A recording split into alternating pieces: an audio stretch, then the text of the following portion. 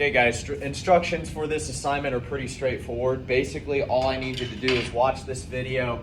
I recommend that you write down notes, but you're not gonna have to turn them in. It is your responsibility to understand the basics of precipitates and solubility of ionic compounds. That's what this part of the video is about, okay?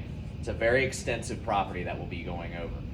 So you don't have to do anything but hit the turn in button to let me know that you did watch it. You do not have to submit any actual papers. But if you just scan over this, you're gonna fall behind. This is a two-part video. You're gonna see part one today. I'm gonna reiterate this on the next online day for you as well. Okay, so what we're looking at is we are gonna focus on the specific property of solubility and precipitates of aqueous solutions for ionic compounds. Essentially what that means is an aqueous solution is where you take a compound, we'll just keep it with ionic compounds, a solid, and you dissolve it in water. If it completely dissolves, and if it's ionic it will, then you have an aqueous solution, okay? Aqueous is abbreviated as AQ, as you can see in that equation there, and I'll get to that equation here in a little bit, okay? So when I hear say the word aqueous, what I'm saying is a solution, an ionic compound, okay? So what we're looking at is when you actually mix together ionic compounds as an aqueous solution. So both of these compounds, that's cobalt-2 nitrate and potassium chromate, these are both liquids, they're aqueous, okay? When you mix them together, we can actually, and they go through a reaction, we can predict what the products are going to be, and I'll show you how to predict. But also what we can check to see is, are those products soluble with each other? Meaning, do they dissolve when they mix the liquids, or do they form a precipitate? Remember, a precipitate is a solid that forms when you mix aqueous solutions together. Okay, so I'm going to go over the very basics today. We're going to go more specific, but I just want you to get the very basics that we have. All right, so when you mix ionic compounds together, we're going to talk about how you can predict the products first. When you mix ionic compounds together, a very basic chemical reaction occurs called a double replacement reaction. You don't have to remember that name yet. We'll learn about it in another chapter.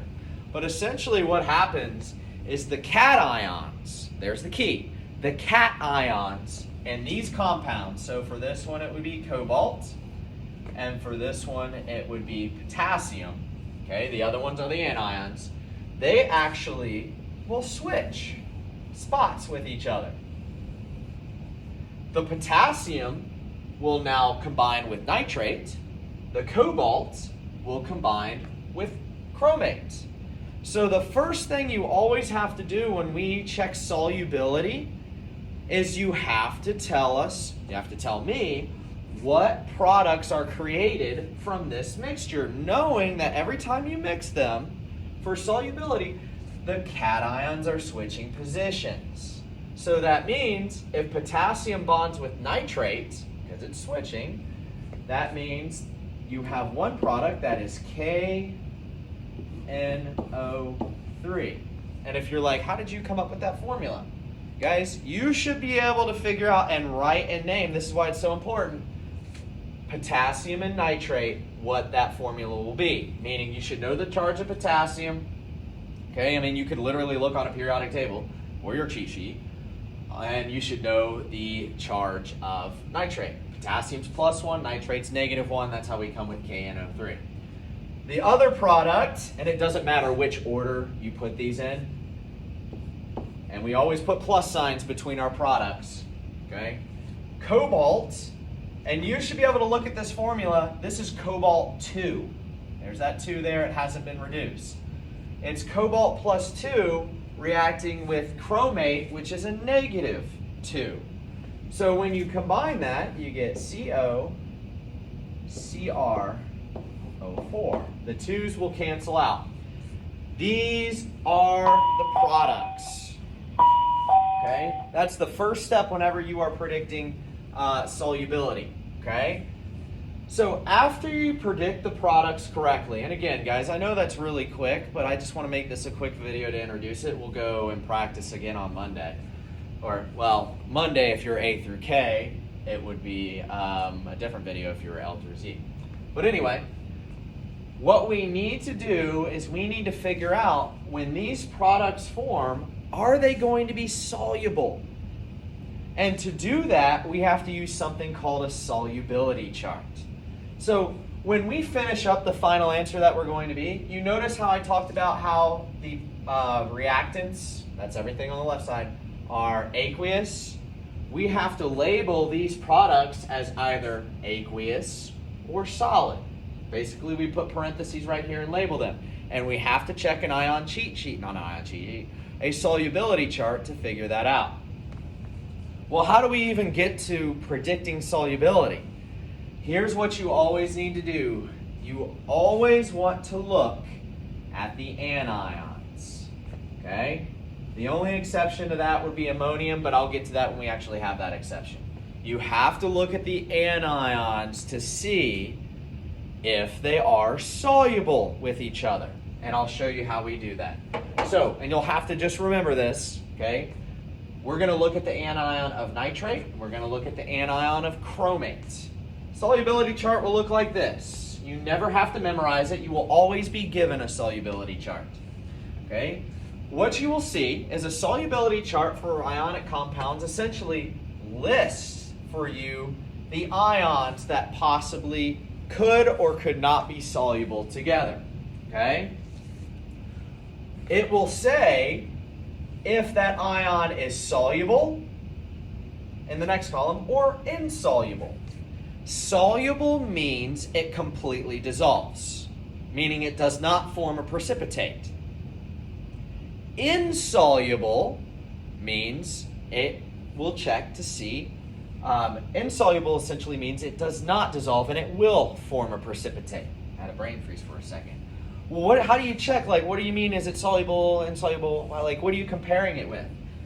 To figure this out, all you have to do is you look at the products and see, is the anion, and you have to check both of them, is the anion soluble with the cation it is bonded to? So essentially, all I'm checking with nitrate is that, is it soluble with potassium?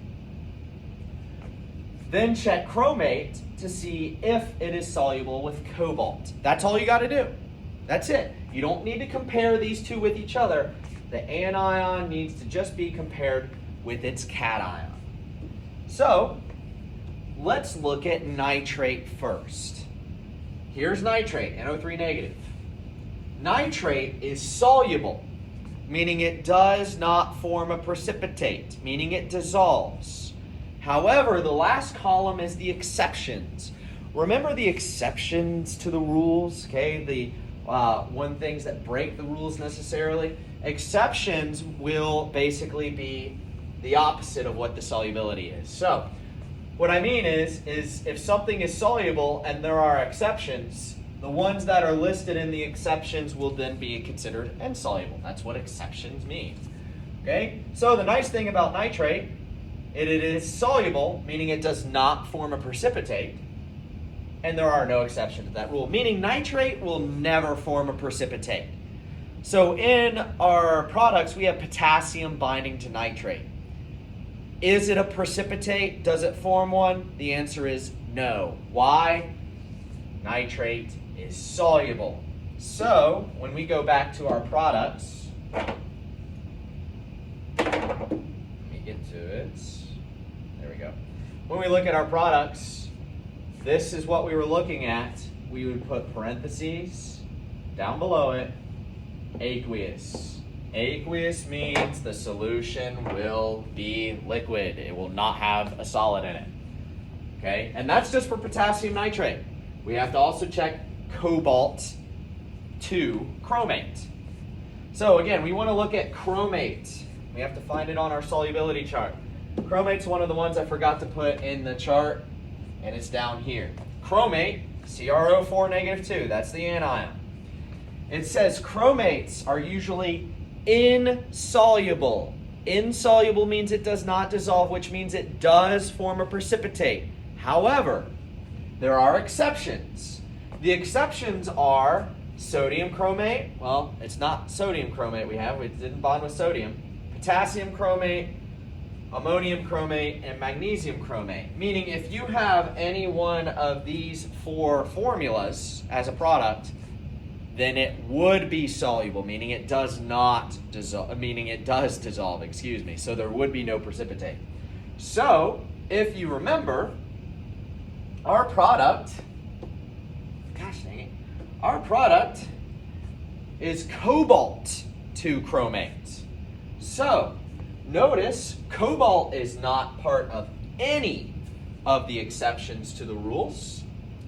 Therefore, cobalt 2 chromate is insoluble, which means if you were to mix our reactants together and got these products, cobalt 2 chromate would be a precipitate, which means we would have to label it as a solid.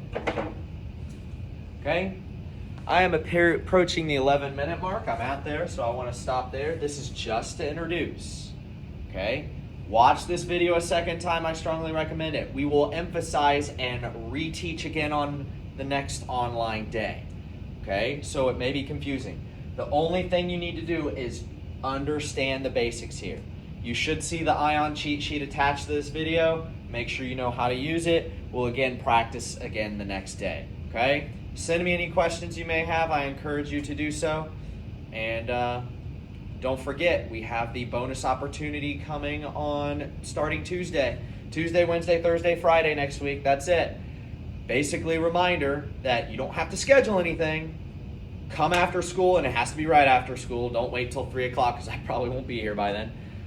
Right after school, sit at one of my lab tables. I go in order, starting with lab table 1. So whoever sits at lab table 1 will be the first people to go. I will show you a note card. You either have to tell me the answer or you can write it down, and you can use an ion cheat sheet, okay? And then I move on. If you get it right, you get a point. If you don't, you get another chance. You can have 5 total chances. You have to do it, though, at one sitting, meaning you have to show up, do your 5 times. You don't have to do all 5. You could only do 1 if you want to just do 1. And you can earn up back to 5 points on your quiz. So let me know if you have any questions. Catch you all later.